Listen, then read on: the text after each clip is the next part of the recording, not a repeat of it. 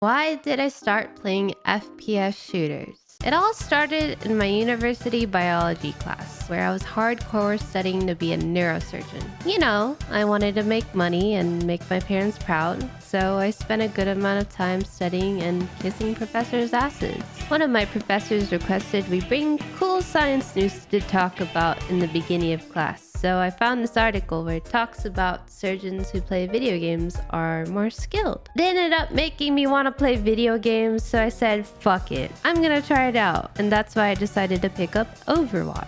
How did I become a one-trick? When I picked up Overwatch, I was overwhelmed by the amount of character abilities and tasks I needed to do as a player. I also wasn't mechanically gifted since I was just starting out, and people who played had years of experience and talent. I had no game sense. Like, I was unaware of flankers, ultimates, game mechanics, and I was just frustrated playing the game. At one point, I wanted to quit playing Overwatch, but one day, while browsing YouTube, I came across this Mercy player that was showing how they played Mercy. I looked at their rank and I was like, oh my god, they have a high rank. I sort of felt betrayed because this person played a single hero and reached top 500, and I was like, damn, what am I doing with myself? So I said, fuck it, I'm playing Mercy. And that's when Mercy became my one trick. Why Mercy? Mercy was so easy for my pea brain. So I learned how to stay alive by using out of combat to heal myself. I tweaked her guardian angel by looking at other Mercy player settings. I learned simple mechanics like positioning, ult tracking, communicating, and more as I kept playing her. I found her kit to be easy because at the time you only needed a couple skills to keep track of. Her simplicity made it easier to learn the FPS fundamentals, so I was pretty happy to play her.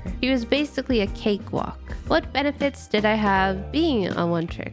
People didn't play Mercy as often as I did in high rankings, so it was easy to choose her when no one else was. Also, granted, she was hella easy to climb ranked with during the Moss meta, circa 2017 to 2018. I could make mistakes when I played Mercy. If I was in a shit position, I could just fly away. If I let my teammate die, I could resurrect them. If all my teammates needed heals, I could just pop my ult and heal them all together. Mercy has a very forgiving kit for beginner players, so I could get away with most mistakes playing her. Challenges being a one trick. Well, it was nice to play an easy hero. It was also hard to be a one trick. I would get countered by annoying flankers, like Tracer would flank me and make my life a miserable hell. Since I'm mainly healing, it would be impossible to defend myself, and my teammates just couldn't help me out till it was too late. I would also run into other Mercy players, which meant I couldn't play Mercy myself, and it might lead to an immediate loss because we had two Mercy mains. I also felt other supports just had way better kits, like there was more benefit in playing Ana over Mercy because how good her anti-nade is. How did people treat me? People would be frustrated. They dislike it so much when you're one trick, especially as a female. The stereotype is that most Mercy players are female. I would get bullied in voice because I only played Mercy. When I had my profile visible, for example, my teammates would purposefully throw just because they knew I was a Mercy player. There were times where people would be positive and happy to have a Mercy on their team, but for the most part, the negatives would always outweigh the positives, and I would feel terrible playing Mercy. At the end of the day, I was just another female gamer who wanted to get good at FPS games. My mental being a one trick. I achieved it.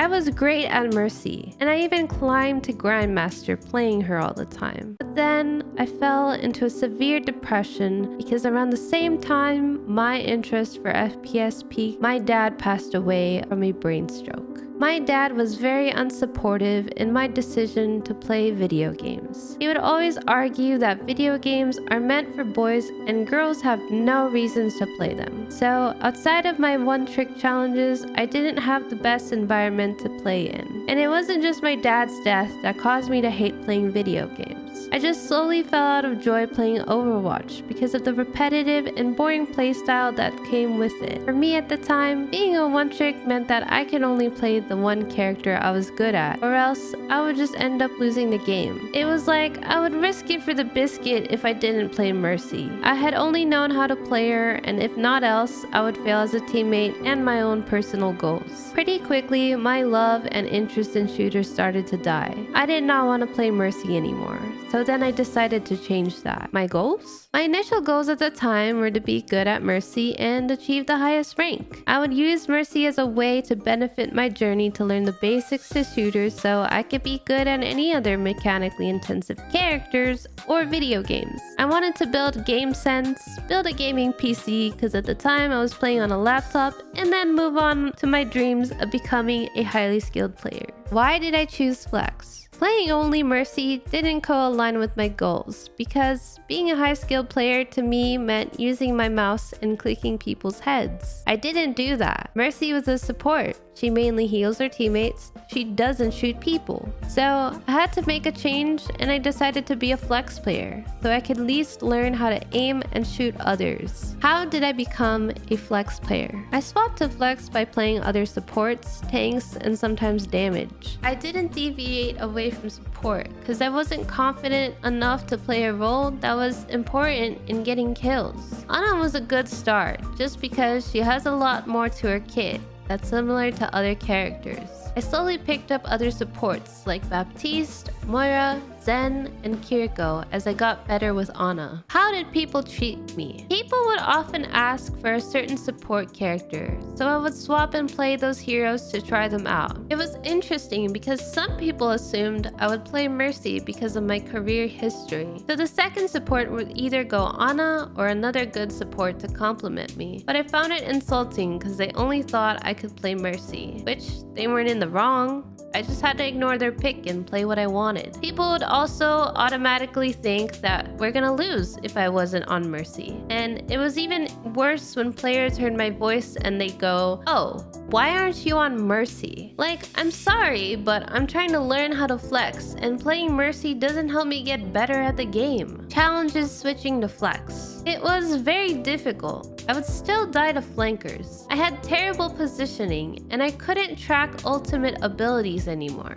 just because of how much I was struggling to stay alive. It was even challenging to keep my teammates alive because I just missed shots since my aim wasn't good enough. My confidence was really low playing Flex support, and I'd even switch to Mercy just to try and win games. How was my mentality? The artificially boosted ego from playing and winning on Mercy didn't translate well to my journey as a Flex player. I was actually frustrated that I wasn't doing well on other characters. But the more I played, the more I learned about each individual character. I got better and slowly regained my confidence. Winning as a Flex support felt more rewarding just because of how good it felt that my hard work was paying off. Swapping to Mercy didn't feel like a one-trick thing anymore. I was now starting to use her more often as a Flex player. What was the hardest part of flexing? Staying alive on each character was so difficult. My positioning was also ass. I'd play in bad spots or I would rotate really late when the enemy team captured the points. There's also certain hero combinations you can play like Zen and Lucio or Zen and Ana, and I didn't know all of them, so sometimes I'd pick a hero that just didn't benefit my team. Did I climb by flexing? Yes and no. I did climb the Masters just by playing a ton of Ana, but of course I wanted to win games playing multiple supports. There were times where swapping to Mercy was beneficial, but of course I felt more happier and satisfied if I won with other heroes. But oftentimes I feel like something was missing, like I wasn't as invincible as I was when I played Mercy, just because of how often I could make mistakes and get away with them. Now that I was playing other supports, I'd have to learn how to make fewer mistakes. Is it better to flex now? Yeah, I would say yes. You should play other heroes, but play them to satisfy the title of flex? No. You should play the heroes that make you happy and satisfy your gameplay. There are no rules as to how you play Overwatch. For a long time, I used to think being a flex is a godlike ability and that one-tricks were trash. But now, I believe the best way to play a game is to find what you like about it and where you can improve yourself. One Trick Flex are just meaningless titles that people created, and there really isn't a rule set to playing Overwatch besides the ones implemented by the devs.